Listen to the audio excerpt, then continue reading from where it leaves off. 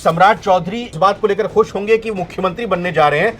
तीन फ्रंट है। सबसे पहले आपको अपनी पार्टी के नेताओं से ही जूझना होगा। असल में डबल इंजन की सरकार है, क्योंकि बीजेपी का मुख्यमंत्री और बीजेपी का ही प्रधानमंत्री है, लेकिन आज भी बिहार वहीं पर अटका हुआ है। पिछले 36 सालों में बिहार में 3 ही मुख्यमंत्री रहे। तो आप ये यकीन मानिए कि बीजेपी के कई बिहार के नेताओं का दिल टूटा होगा। तेजस्वी यादव पूरे तीखे प्रहार और कड़े और कटु प्रहार उनके ऊपर करेंगे।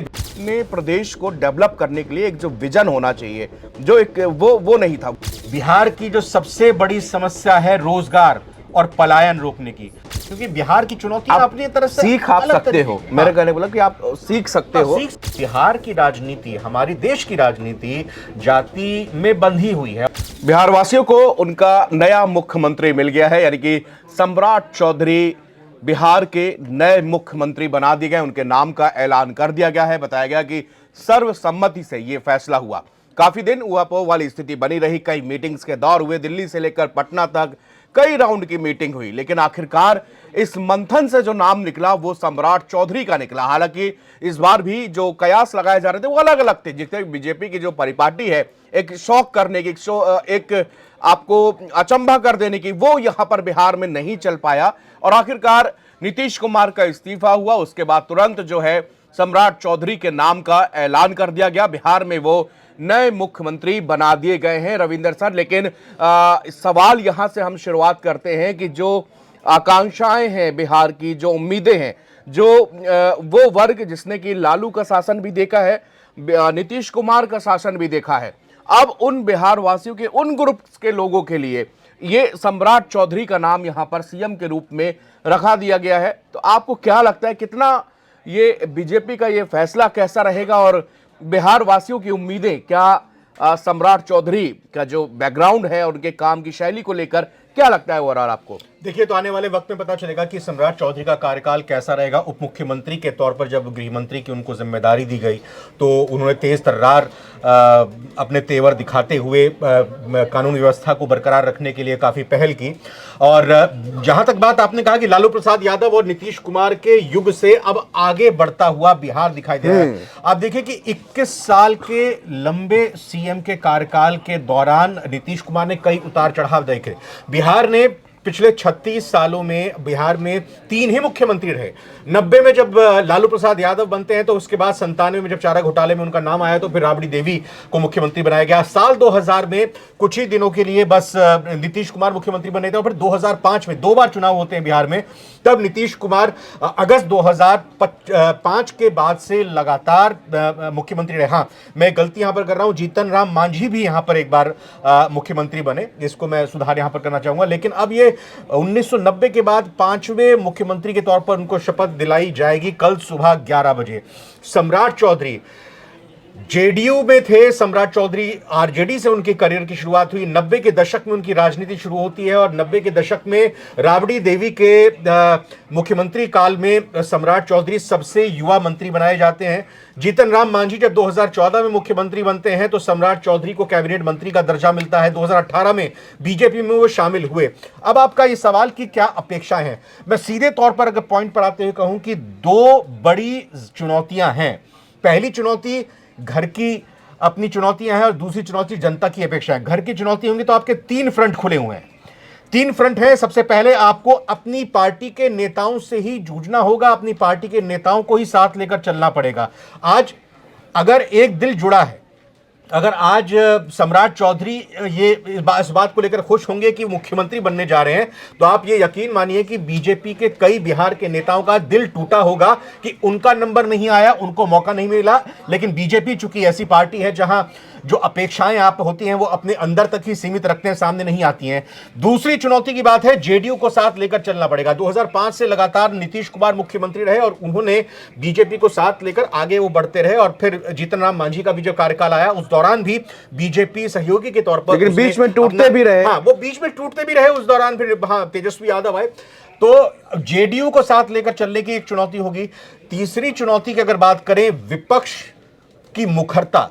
खासतौर पर तेजस्वी यादव के तेवर, क्योंकि तेजस्वी यादव आप देखिए कि चाचा कहकर नीतीश कुमार पर विधानसभा की कार्रवाई के दौरान लगातार हमलावर रहते थे, लेकिन चूंकि सम्मान है, उनके पिता लालू प्रसाद यादव के साथ ही सहयोगी रहे हैं, एक ही आंदोलन से निकल कर आए हैं। लेकिन ये अब तेजस्वी यादव पूरे तीखे प्रहार और कड़े और कटु प्रहार उनके ऊपर करेंगे, विपक्ष पूरी तरह से लामबंद होगा। और इसी बीच रोहिणी आचार्य का एक ट्वीट भी आया है और उन्होंने घुमंतु जीव बता दिया।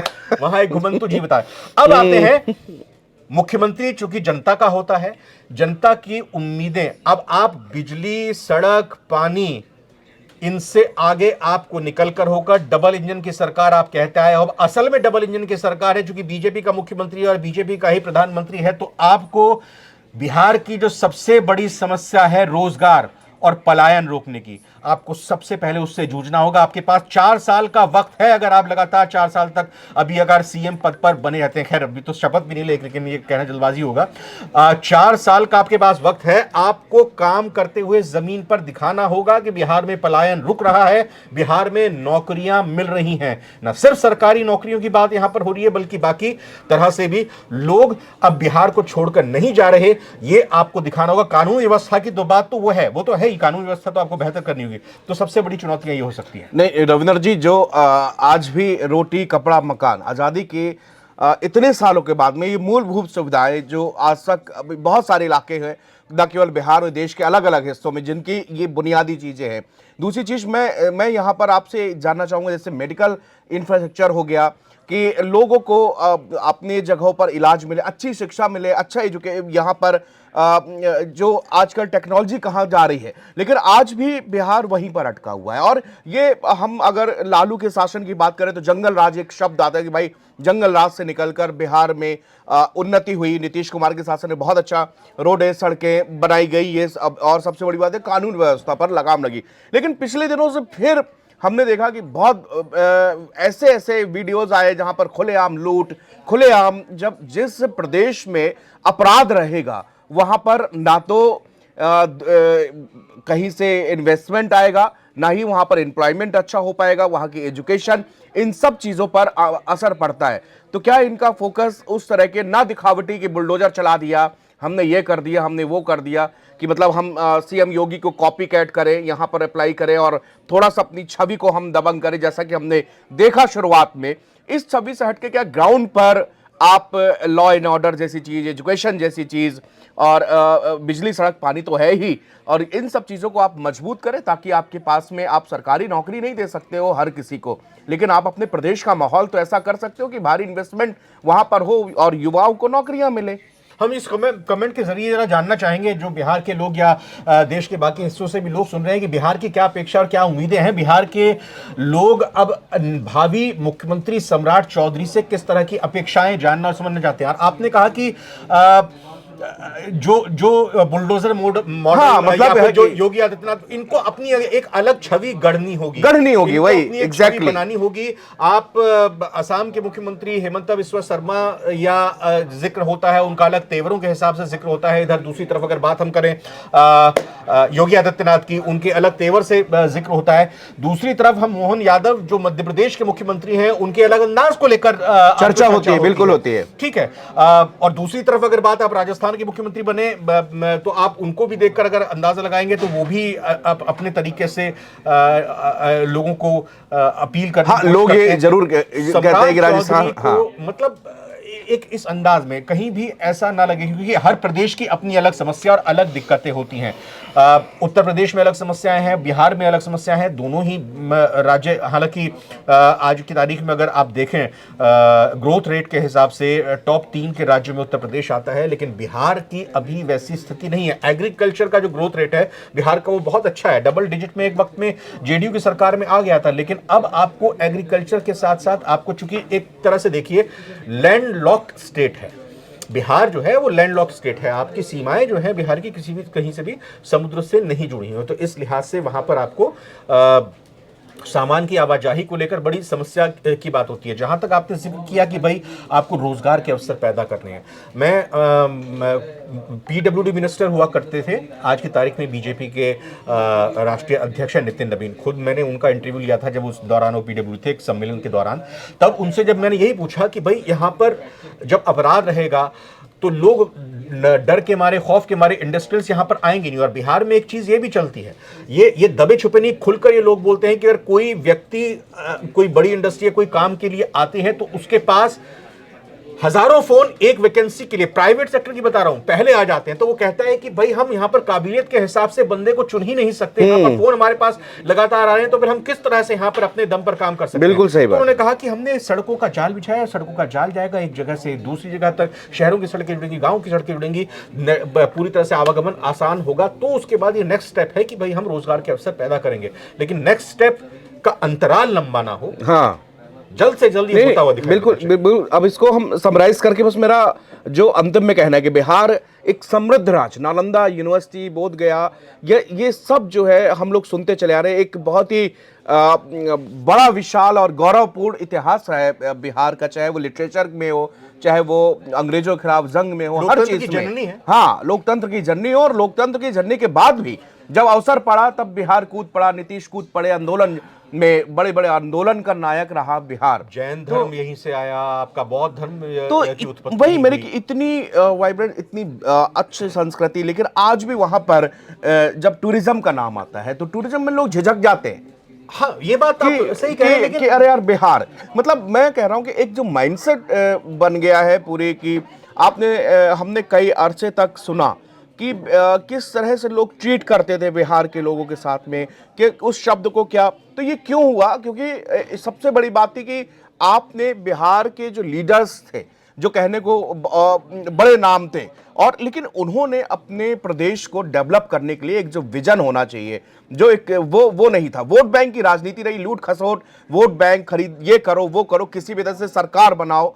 मतलब मुझे लगता है कि जिस तरह से उत्तर प्रदेश ने एक नया मोड़ लिया, सीएम योगी ने एक बहुत बड़े बड़े स्टेप यहां पर लिए, और यही कारण है कि आज उत्तर प्रदेश के अंदर कई सारे शहर ऐसे हैं कि जो जहां पर आप चाहेंगे कि हम वहां पे एक अच्छी हाई क्लास हम एक लाइफ स्टाइल को। लेकिन मैं वही कहूंगा, देखिए परछाई से निकलना पड़ेगा। देखिए आपको ये नहीं कि अगर उत्तर प्रदेश में ऐसा काम हुआ है तो हम इस तरह से देखें, क्योंकि बिहार की चुनौती आप अपनी तरह से सीख आप सकते हो। मेरे कहने बोला कि आप सीख सकते हो, अपने विरोधियों से भी सीखना चाहिए, विरोधियों से भी सीखिए। लेकिन आपने जब इनका अभी उप मुख्यमंत्री बने और कार्यकाल में, मैं बहुत ज्यादा पॉलिटिकल अच्छा खबरों में अपने आप को पारंगत नहीं समझता हूं, लेकिन फिर भी जब मैंने जो पढ़ा, जो देखा, जो लिखा, वो मुझे लग रहा कि बस 2 कॉपी इन्होंने उत्तर प्रदेश को सीएम महाराज योगी बाबा बोलने जाने लगे, सम्राट योगी .2, क्या क्या चीजें इनको लेकर बोली जाने लगी कि भाई यहाँ बुलडोजर चल रहा है, वहां बुलडोजर चल रहा है, बस्तियों को हटाया जा रहा। करिए, एक तय समय, एक तय चीजें सब जरूरी है, इंक्रोचमेंट हटाना जरूरी है, इसके कभी कोई समर्थक नहीं रहा है, ना रहेगा। लेकिन मुझे लगता है कि कार्यकाल के पहले दूसरे दिन और भी काम हो सकते थे। जो 4 साल से केसेस पड़े थे आप उसको सॉल्व कर देते, बहुत सारे मर्डर्स हुए थे आप उनको सॉल्व कर देते, आप जो है। लेकिन आपने पहले दिन से कई चीजें ना सिंबॉलिक होती हैं, आपको ये बताना पड़ता है, जताना पड़ता है कि अब तक गृह मंत्रालय नीतीश कुमार ने कभी भी अपने सीएम योगी आदित्यनाथ जब आए थे तो बुलडोजर नहीं चला था।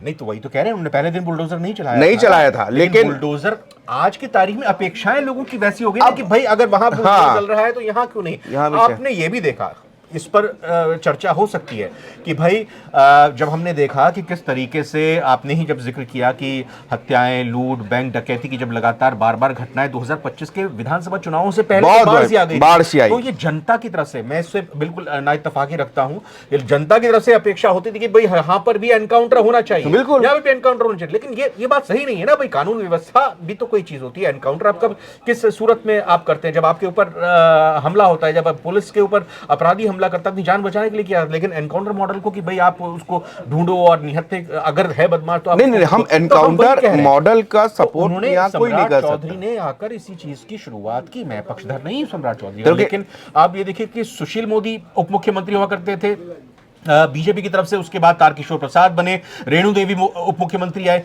बनी। उसके बाद फिर जब 2025 में चुनाव जीतकर आए, उससे पहले भी विजय कुमार सिन्हा और सम्राट चौधरी को मौका मिला, फिर उन दोनों को मौका मिला। तो बीजेपी आला कमान भी ये देख रही थी, टाइम दे रही थी कि भाई कौन हमारे लिए बेहतर साबित हो सकते हैं। और बिहार की राजनीति, हमारी देश की राजनीति जाति में बंधी हुई है। और आप अगर देखिए जो लव कुश का एक समीकरण नीतीश कुमार की तरफ से बनाया गया, खुद कुर्मी जाति से लव समीकरण से वो आते थे, लेकिन उन्होंने ईबीसी का अलग फैक्टर बनाया था। लेकिन सम्राट चौधरी कुशवाहा कोयरी जाति से आते हैं, और सबसे पहला ट्वीट करने वाले भी उपेंद्र कुशवाहा, जो कि खुद कुशवाहा समुदाय से ही आते हैं, उन्होंने ट्वीट करके इस बारे में जानकारी दी। तो बीजेपी को यहाँ पर जातीय समीकरण भी साधना था, और अपने आगे बीजेपी ये भी चाहेगी कि भाई आगे हमें जेडीयू की जरूरत ना पड़े, हम अपने जेडीयू को साथ लेकर चले। महाराष्ट्र में जिस तरीके से बीजेपी अपने दम पर बहुमत लेकर आ गई, लेकिन अपने सहयोगियों को साथ लेकर चल रही है। तो बीजेपी के लिए ये चुनौती भी सम्राट चौधरी के लिए होगी कि आगे आने वाले 4 साल का वक्त आपके पास है। अगले चुनाव में जेडीयू आपके साथ भले ही रहे, लेकिन आप अपने दम पर बहुमत हासिल कर लो, आपको ये भी फाइट करनी पड़ेगी। बिल्कुल, आप बिल्कुल सही बात कहा। इसी चर्चा को अब यहीं पे विराम देते हैं। उम्मीद करते हैं सम्राट चौधरी को बहुत बहुत शुभकामनाएं। बिहार को आप एक नया और एक उभरता हुआ प्रदेश बनाए, जिसमें ना खौफ हो, ना डर हो, महिला सुरक्षा हो, और सबसे बड़ी बात पलायन रुके, लोगों को रोजगार मिले। और आप ऐसा माहौल वहां पर क्रिएट करें कि देखकर और उन तस्वीरों को देखकर लगे कि हाँ भाई, हम ये वही बिहार है जिसको सौंपा गया था 4 साल के बाद। और सम्राट चौधरी, हम फक्र से उनका नाम ले कि हाँ, इन्होंने इतने 4 साल के छोटे से कार्यकाल में और ये बिहार को एक नई दिशा और यहाँ पर इस आयाम तक पहुंचाया। बिहार बढ़ेगा तो देश भी बढ़ेगा। बिल्कुल बढ़ेगा, बिहार बढ़ेगा, देश बढ़ेगा। कमेंट बॉक्स में स्वागत है। सम्राट चौधरी को लेकर आप क्या सोचते हैं, आपका क्या ओपिनियन है, और क्या वो लोगों की आशाओं और आकांक्षाओं के ऊपर खरा उतरते हैं, जरूर कमेंट बॉक्स में बताइएगा। शुक्रिया।